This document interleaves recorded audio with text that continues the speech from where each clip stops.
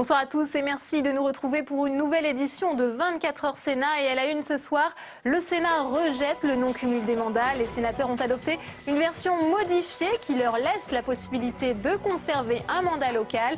Écoutez les résultats de ce vote, c'était cet après-midi dans l'hémicycle. Mes chers collègues, résultat du scrutin numéro 347 sur l'ensemble du projet de loi organique. Nombre de votants 327. Nombre de suffrages exprimés 315. Pour l'adoption 208. Contre 107. Le Sénat a adopté le projet de loi organique interdisant le cumul de fonctions exécutives locales avec le mandat de député et limitant à une seule fonction exécutive locale le cumul avec le mandat de sénateur. C'est donc une version entièrement remaniée qui est sortie du Sénat après le vote de cet après-midi. Les sénateurs ayant voté dans la nuit un amendement leur laissant la possibilité de garder un mandat local. Ils ont aussi voté contre le cumul des indemnités. Faustine Saint-Geniès. Les sénateurs ont gagné une première manche contre le gouvernement. Dans la nuit de mercredi à jeudi, ils ont adopté 3 amendements identiques, les autorisant à exercer une fonction exécutive locale, maire, président de département ou de région par exemple. Imaginez, je l'ai dit tout à l'heure, un Sénat dans lequel il n'y aura plus un seul maire, plus un seul adjoint, plus un seul président ou vice-président. Ce n'est plus un Sénat, ce n'est plus une haute assemblée. Des amendements déposés par les radicaux, les centristes et l'UMP et adoptés à une très large majorité, 211 voix contre 83, 25 socialistes ont voté pour. Le projet de loi organique sur le non-cumul des mandats permet donc aux sénateurs de cumuler, à la différence des députés. Par ailleurs, le texte interdit désormais de toucher une indemnité parlementaire avec une indemnité correspondant à un mandat local. Les sénateurs veulent ainsi montrer que cumul des mandats ne veut pas dire cumul des indemnités. Ce projet de loi organique entrera en vigueur en 2017. Alors sur ce plateau Thème Train Nuit, vous avez suivi les débats tout au long de la journée depuis la tribune de presse de l'hémicycle. Alors eh bien, on a vu ce texte est assez dénaturé par rapport à la version donc souhaitée par le gouvernement. Effectivement, on l'a entendu dans le sujet de Faustine Saint-Geniès. Les sénateurs ont adopté hier soir 3 amendements qui changent tout au texte puisque désormais les sénateurs pourront donc cumuler un mandat exécutif local en plus de leur mandat de parlementaire.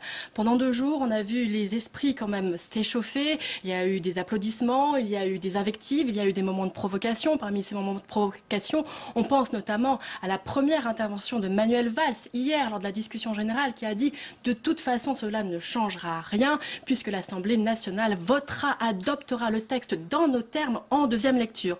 Manuel Valls aujourd'hui s'est montré un petit peu plus calme, un peu plus à l'écoute aujourd'hui qu'hier du Sénat, peut-être presque résigné à l'idée de voir la Haute Assemblée adopter sa version du texte.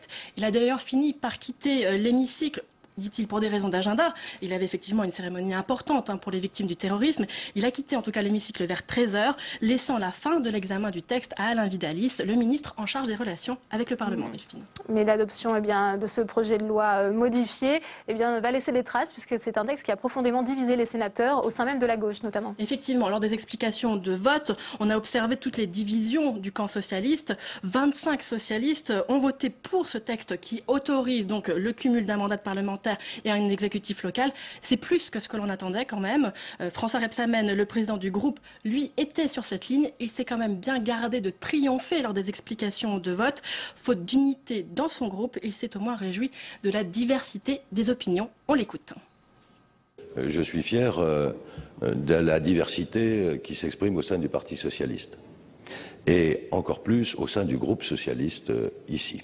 La liberté d'expression existe au sein du groupe socialiste et elle a tenu à s'exprimer à l'occasion de ce scrutin. Cette rénovation des mœurs politiques voulue par le président de la République et défendue par le gouvernement, c'est aussi une chance, un atout pour améliorer le fonctionnement de la politique dans ce pays et pour réconcilier les citoyens avec la politique. On a donc pu entendre deux sénateurs socialistes qui ne sont pas du tout sur la même ligne, François Rebsamen, puis Jean-Pierre Sueur, le président de la commission des lois, qui lui était parfaitement favorable au projet du gouvernement. Alors du côté de ceux qui ont voté ce texte, on a trouvé une alliance dont seul le Sénat a le secret, UMP, centristes, radicaux de gauche et donc quelques 25 socialistes. Parmi les radicaux de gauche, on va écouter Jacques Mézard, la figure de proue de l'opposition au no-cumul au Sénat, qui lui s'est réjoui bien sûr de cette nouvelle version du texte. On l'écoute. Et le Sénat, en construisant un texte qui limite les mandats à un seul mandat exécutif quand on est parlementaire, le Sénat a fait preuve de progrès, de modernité, conformément à ce que nous soutenions depuis longtemps. Le Sénat, en votant finalement la suppression du cumul des indemnités que nous avions proposé et mis en examen les premiers dans cette Assemblée, a fait preuve de modernité. Une fois de plus, c'est un phénomène qui revient régulièrement. On s'en prend à la représentation nationale, présentée comme des profiteurs, des personnes qui vivent davantage, qui ne cherchent qu'à augmenter, accroître leur pouvoir. Ce risque, vous l'avez pris et vous n'en êtes pas, à mon avis, à la veille des retombées que vous allez observer. Parce qu'une fois que la machine est lancée, elle produira d'autres effets qui atteindront l'ensemble de la classe politique. Oui, donc on entend l'avertissement de Jean-Claude Lenoir, sénateur UMP, sur l'opinion publique qui a joué un rôle non négligeable pendant tout ce débat, qui a beaucoup été invoqué dès le début, puisque la défiance croissante de l'opinion publique vis-à-vis des politiques a constitué l'un des arguments fondateurs de Manuel Valls pour justifier cette réforme. Bien, merci beaucoup Tam pour toutes ces explications. Alors maintenant, que va-t-il se passer pour ce texte? Le Sénat peut-il bloquer la loi? Les explications de Nathalie Guilloire. Malgré les échanges musclés au sein de l'hémicycle, malgré l'opposition de la majorité des sénateurs, cette loi a de grandes chances de voir le jour dans la version de l'Assemblée nationale. Car le Sénat n'a pas la main sur la finalité du texte, selon le constitutionnaliste Didier Mauss. D'un point de vue strictement constitutionnel, il n'y a pas de difficulté à ce que l'Assemblée nationale vote seule cette loi sur la limitation du cumul des mandats, mais il faut une majorité absolue de députés. Le texte passera donc par une commission mixte paritaire réunissant députés et sénateurs, où le consensus sera difficile à trouver. Le dernier mot serait alors donné à l'Assemblée nationale, mais dans tous les cas, aucun risque d'anticonstitutionnalité pour Alain Vidalis, ministre chargé des relations avec le Parlement. Je suis tout à fait confiant. Bien sûr, il y a toujours des discussions juridiques, mais franchement, vous pouvez imaginer qu'on a pris beaucoup de précautions avant de l'écrire et de le proposer. Selon le ministre, la lecture définitive du texte sur le non-cumul des mandats aura lieu au mois de janvier. 24 heures Sénat, tout de suite le débat.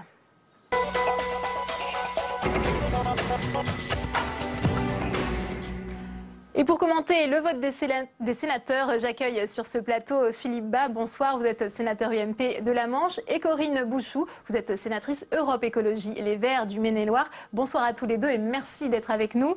Philippe Bas, on vient de le voir dans ce sujet de Nathalie Guilloire. Les avis des constitutionnalistes sont partagés. Est-ce que le Sénat peut bloquer la loi? Est-ce que l'Assemblée nationale peut imposer au Sénat une version intransigeante de la loi? La réponse est non, car la Constitution préserve les droits du Sénat.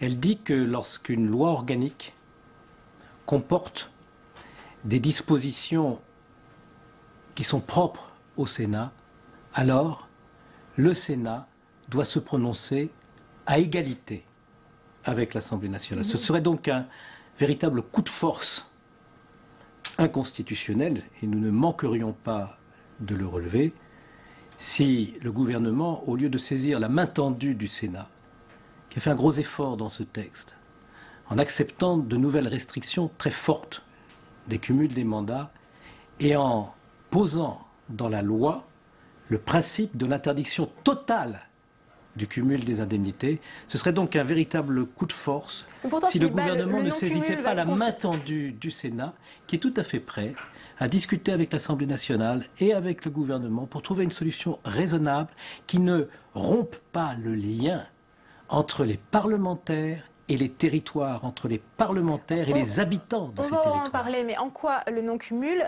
est-il spécifique au Sénat, puisque le non-cumul devra concerner également les députés, donc ce n'est pas une loi qui va concerner uniquement les sénateurs. C'est une loi qui comporte désormais des dispositions spécifiques aux sénateurs. Avec l'amendement qui a été voté dans la nuit.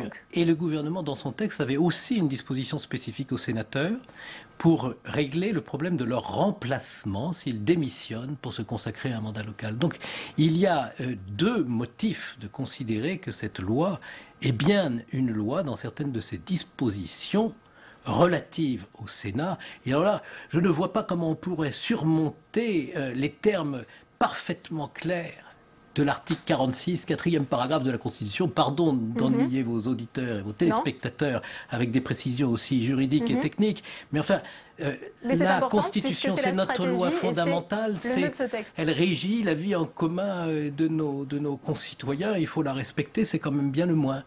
Corinne Bouchoux, est-ce que le Sénat devait conserver sa spécificité et donc admettre que les sénateurs peuvent bénéficier également d'un mandat local? Alors je voudrais tout d'abord rendre hommage à Hélène Lipietz, la sénatrice écologiste, chef de file du dossier, et qui est actuellement en commission des lois, ce qui montre que nous travaillons beaucoup dans cette maison.